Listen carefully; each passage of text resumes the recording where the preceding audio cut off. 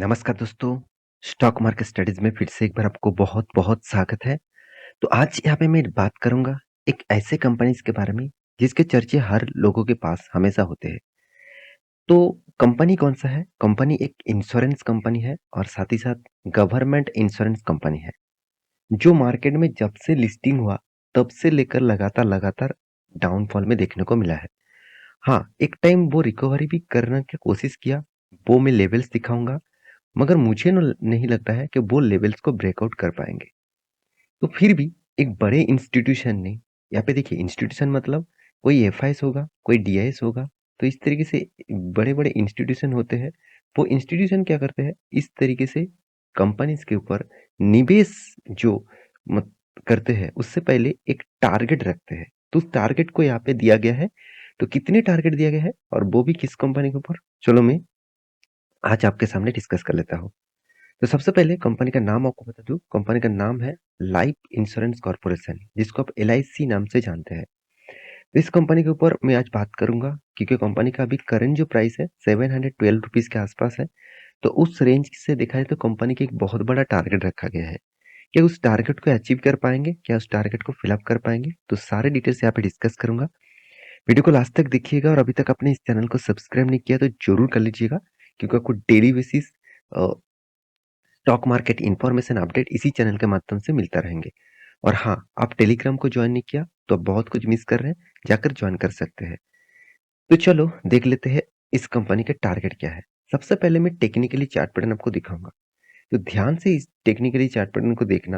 यहाँ पे मैं एक रेंज ब्रेक मतलब बाउंड किया हो। पहले देखिए यहाँ पे जो स्टार्टिंग है, पहले बता दूं ये जो कैंडल है एक एक करके कैंडल 1 वीक का है, मतलब एक कैंडल एक हफ्ते के लिए है। तो 1 वीक का कैंडल में मैं स्टडी करता हूँ क्योंकि जब शॉर्ट टर्म और स्विंग टर्म ट्रेडिंग के लिए बात आते हैं तो 1 वीक कैंडल देखना बहुत जरूरी होता है। तो यहाँ पे देखिए 1 वीक का कैंडल में यहाँ पे देखिए डाउन टेन में था, तब भी लगातार लगातार गिरावट हुआ था। फिर से एक बार वो ही रेंज को टच किया, मतलब वो ही रेंज को वो रेजिस्टेंस फेस किया, मगर वो रेजिस्टेंस को यहाँ पे ब्रेकआउट नहीं कर पाया। उसके बाद देखिए लगातार फिर से गिरावट हुआ और यहाँ पे एक सपोर्ट क्रिएट किया और उस सपोर्ट जोन से फिर से ऊपर तक के तरीके से गया। मगर बहुत सारे दोस्तों ने मुझे कमेंट किया, सर यहाँ पे तो आपने जो रेजिस्टेंस यहाँ पे मैं 10 पहले से ही एक मार्किंग करके रखा था। मैं आपको बहुत बार बोल चुका हूँ, इस तरीके से रेजिस्टेंस जब फेस करेंगे तो आपको देखना है वो किस तरीके से फेस कर रहा है। देखिए मुझे एक नहीं, दो नहीं, तीन नहीं, चार चार कैंडल दिखा जिसका विक्स ऊपर के तरीके से ज्यादा है और नीचे कैंडल छोटा है, सॉरी नीचे बॉडी छोटा है। इसका मतलब एक शूटिंग स्टार जैसा, एक हैमर जैसा कैंडल बना रहा है। जब कोई कंपनी शूटिंग स्टार और हैमर जैसे कैंडल बनाएगा, हायर चांसेस होता है उस लेवल को फिर से डाउन टेन में ले आने के लिए। अगर यहाँ से गिरावट हुआ तो मेरे हिसाब से ये जो लो रेंज था, इस लो रेंज को भी ब्रेक कर पाएंगे। फिर भी इस कंपनी के ऊपर एक बहुत बड़ा टारगेट रखा गया है और टारगेट अराउंड अराउंड आप बोल सकते हैं 480 रुपीज, फोर सॉरी 840 रुपीज, इस तरीके से कुछ टारगेट रखा गया है। तो मैं चलो एक बार मार्किंग भी कर देता हूँ। हाँ, चलो इस लेवल में, तो इस लेवल में टारगेट रखा गया है। तो इस लेवल में टारगेट जो रखा गया है उस टारगेट के हिसाब से क्या टारगेट यहाँ पे अचीव हो पाएंगे? तो सबसे पहले देखना है किसने टारगेट रखा।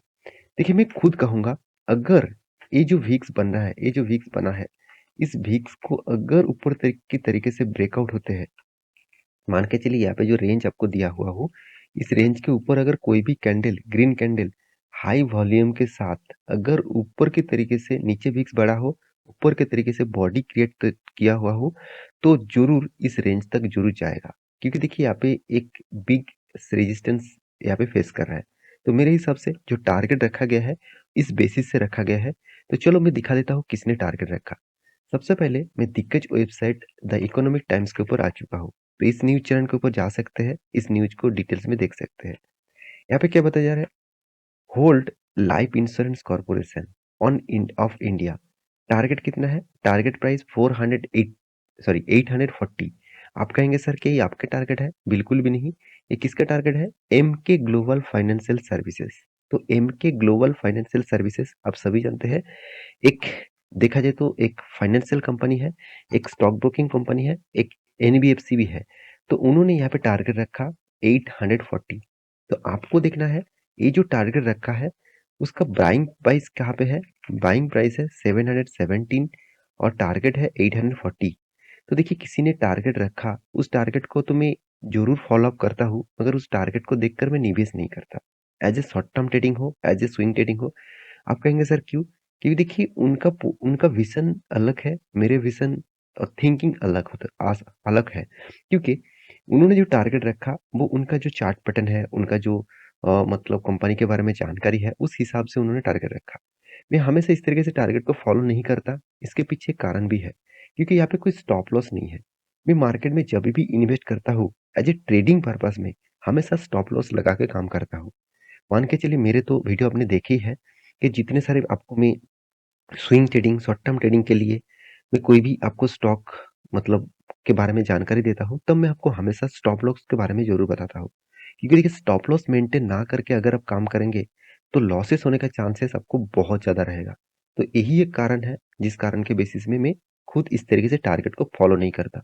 हाँ, मैं ज़रूर वॉच करता हूँ, अगर मेरे कैंडल पैटर्न के हिसाब से, मेरे टेक्निकल के हिसाब से अगर ठीक-ठाक एंट्री मिले, तो मैं खुद भी एंट्री लेता हूँ। मैं ऐसे नहीं कहूँगा कि हर कोई किसी के ने टारगेट दिया उसको फॉलो नहीं करता, फॉलो तो करता हूँ मगर मेरे हिसाब से मैं काम करता हूँ। तो आप भी आपके हिसाब से काम करिए, इस तरीके से कोई भी इंस्टीट्यूशन आपको टारगेट दे रहा है, उसको follow up blindly follow up मत करिएगा, क्योंकि इस तरीके से फेक डेटा भी दिया जाता है क्योंकि रिटेल पब्लिक को मान के चलिए उन्होंने इस लेवल ने उस कंपनी ने इस लेवल में बाय किया।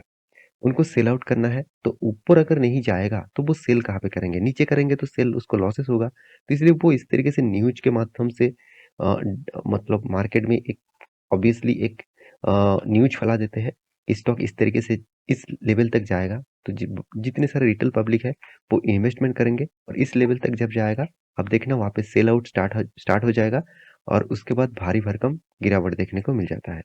तो आपको मैं हमेशा बोलता हूँ, आप मेरे साथ जुड़े रहिए, मैं आपको टेक्निकली डिटेल सब कुछ बताऊँगा। यहाँ से आप खुद ट्रेड ले सकते हैं, आप खुद रिसर्च कर सकते हैं।